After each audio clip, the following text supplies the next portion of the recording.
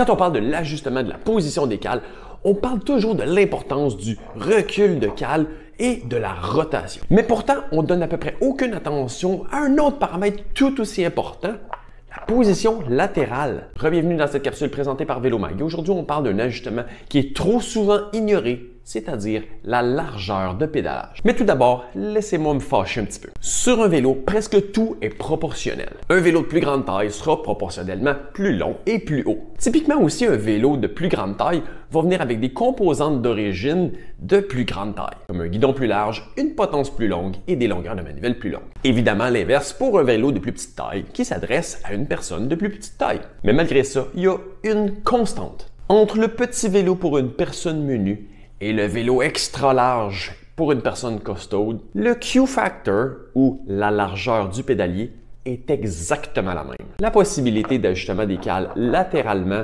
est d'environ 4 mm et l'industrie a en somme toute à peu près standardisé la longueur des axes de pédale. Bref, il faut me faire croire qu'avec une plage totale d'ajustement d'environ 8 mm, on peut englober tous les différents gabarits besoin en termes de largeur de pédalage et toutes les largeurs de bassin. Je trouve ça un peu ridicule. Mais bon, je vais me calmer parce qu'il y a quand même plusieurs solutions accessibles et je vais vous parler comment adresser cet ajustement vous-même. Premièrement, quels sont les facteurs qui justifieraient une largeur de pédalage plus étroite ou plus large? Évidemment, la largeur du bassin est un facteur important. Parce qu'ici, on recherche un bon alignement entre les pieds, les genoux et les hanches. Donc évidemment, si on a un bassin plus large, on va avoir besoin d'un appui au niveau des pieds qui est proportionnellement plus large également. Parce que pour certains, s'il y a un alignement qui serait décalé, ça peut créer des tensions et des douleurs, surtout au niveau des genoux. Ensuite, un autre facteur très important, c'est la rotation des pieds. Oui, parce qu'on peut quand même avoir besoin d'une largeur de pédalage plus large, même si on a un bassin plus étroit. Oui, parce que si vous avez les pieds naturellement en rotation externe, communément appelés les pieds en canard, comme les cales sont fixées sur le devant du pied, naturellement, la seule façon pour votre pied de prendre cette rotation naturelle, cette posture naturelle du pied, c'est de ramener le talon vers l'intérieur. Contrairement à lorsqu'on marche ou on court, où ça va être le devant des pieds qui va s'élargir. Et c'est de là que s'il y a une largeur de pédalage insuffisante, les talons voulant rentrer vers l'intérieur n'auront pas le choix finalement que d'aller frotter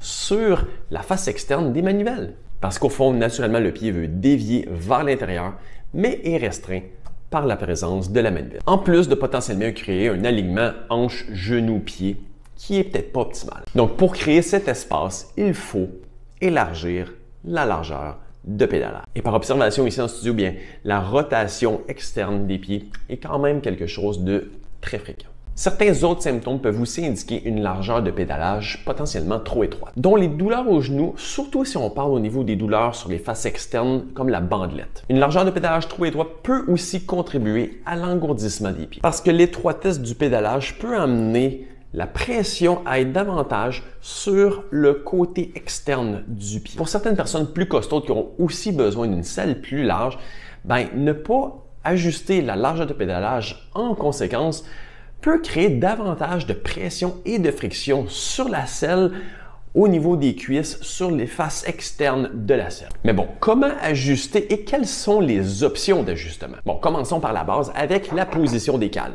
Bien que la plage d'ajustement ne soit pas très grande, c'est quand même un début. Pour avoir une position plus large ou plus étroite, il faut ajuster la position latérale de la cale. Mais c'est là aussi qu'il faut réfléchir de façon inversée, c'est-à-dire qu'une position de cale qui va être davantage vers l'intérieur amène un pied davantage vers l'extérieur, donc davantage de largeur de pédalage. À l'inverse, une cale qui est positionnée davantage vers l'extérieur du pied va rapprocher les pieds entre eux pour une largeur de pédalage plus étroite.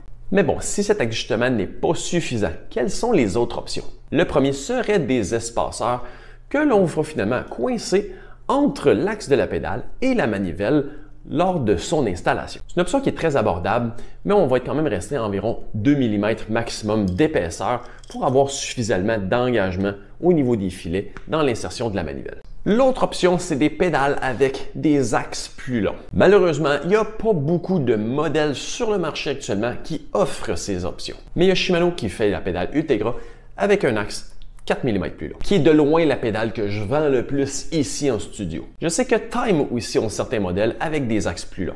Et je lève aussi mon chapeau à SQLab qui font des options 5 mm, 8 mm et 15 mm plus longs, autant en route qu'en montagne. Speedplay à une certaine époque était aussi très apprécié pour la disponibilité d'une variété de longueurs d'actes. Mais depuis le rachat de Speedplay par Wahoo, techniquement, ils sont disponibles, mais je connais personne qui n'en a vu encore physiquement. Je me trompe peut-être, mais ça semble être devenu une légende urbaine. Ce qui est dommage et j'aimerais bien me tromper. Ensuite, dans les options plus drastiques, il y a la compagnie Form Bike Fit qui fait des plaques d'extension de position de cale. C'est des plaques qu'on insère pour permettre une position de la cale qui est soit plus reculée que le maximum ou plus vers l'intérieur ou vers l'extérieur que le maximum présentement possible sur la chaussure. Et il existe également des extensions d'axe qui permettent d'avoir un appui de la pédale 17 à 18 mm plus vers l'extérieur. C'est sûr que c'est dans des cas plus spécifiques, ils ne sont pas recommandés pour des manivelles de pédalier en carbone.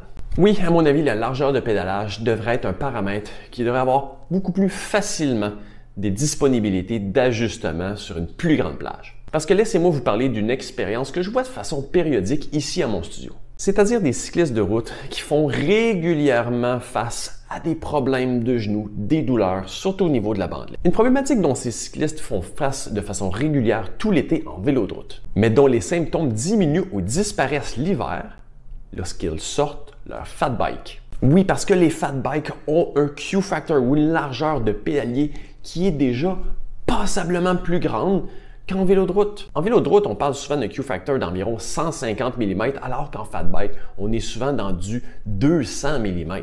En plus d'avoir souvent plus de lassitude au niveau de la position des pieds. Évidemment, l'inverse se peut aussi. Plusieurs personnes n'aiment pas le fat bike en raison d'un appui au niveau des pédales qui va être trop large. Mais c'est de là qu'on voit que les besoins se retrouvent sur une plage qui peut être quand même très grande. Mais la plage d'ajustement facilement disponible pour les vélos de route n'est définitivement pas aussi grande. Et c'est dommage et j'aimerais vraiment que de plus en plus de compagnies se mettent à faire des pédales avec des axes de différentes longueurs. Et vous, avez-vous déjà porté attention à votre largeur de pédalage? Pour plus d'informations sur votre positionnement en général, vous pouvez vous procurer mon livre, le guide du Bike Fit, optimiser votre ergonomie vous-même, disponible partout dans le monde sur Amazon. Et je vous dis à la prochaine.